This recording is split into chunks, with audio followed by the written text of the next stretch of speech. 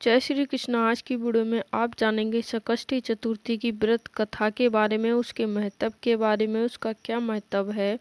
संकष्टी चतुर्थी अश्विन माह के कृष्ण पक्ष की चतुर्थी को विद्यराज संकष्टी चतुर्थी के नाम से भी जाना जाता है। मान्यता है कि इस दिन भगवान गणेश का विधि विधान से व्रत और पूजन करने से साथ साथ व्रत कथा पढ़ने और सुनने से व्यक्ति के सारे कष्ट पाप दूर हो जाते हैं। हिंदू धर्म में किसी भी शुभ कार्य को करने से पहले गणेश जी की पूजा की जाती है। हर महीने की चतुर्थी तिथि को बप्पा की पूजा होती है। इसी तरह अश्विन माह की चतुर्थी को विघ्नराज संकट चतुर्थी के नाम से जाना जाता है। इस दिन भगवान गणेश की पूजा और व्रत करना बहुत ही अच्छा होता है।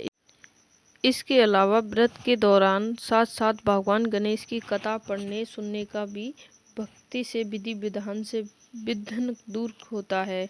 विघ्नराज संकट चतुर्थी व्रत कथा एक समय की बात है।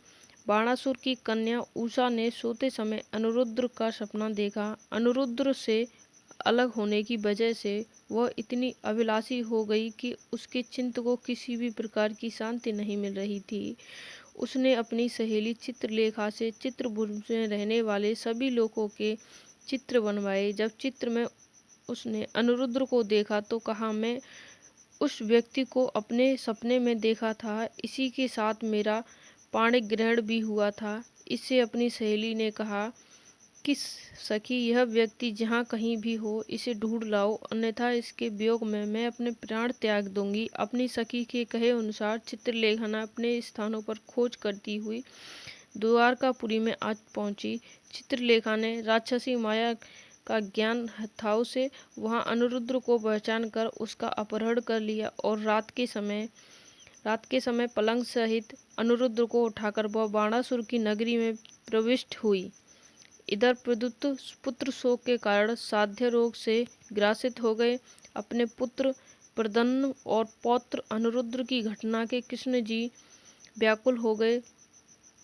रुक्मणी भी दुखी होकर बिलखने लगी और खिन्न मन से कृष्ण जी से कहने लगी, हे नाथ, हमारे प्रिय पौत्र का किसी ने हरण किया है या अब वह अपनी इच्छा से कहीं गया है।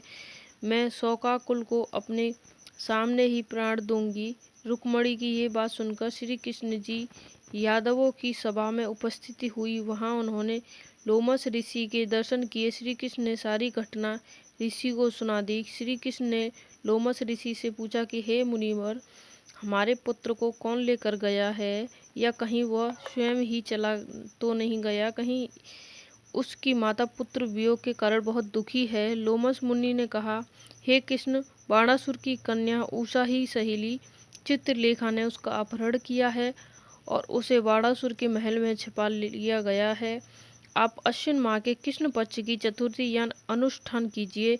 इस व्रत के करने से आपका पौत्र आपको अवश्य ही मिल जाएगा। श्री कृष्ण जी ने लोमस ऋषि के कहे अनुसार व्रत किया और इस व्रत के प्रभाव से उन्होंने बाणासुर को परास्त कर दिया। भगवान कृष्ण ने बाणासुर की सशस्त्र भुजाओं को काट डाला।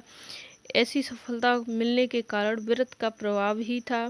कहने हैं ये व्रत संपूर्ण विपत्तियों का कारण विनाश करता है। इस व्रत की महिमा का कड़वड़ में बड़े बड़े विद्वान नहीं कर सकते हैं।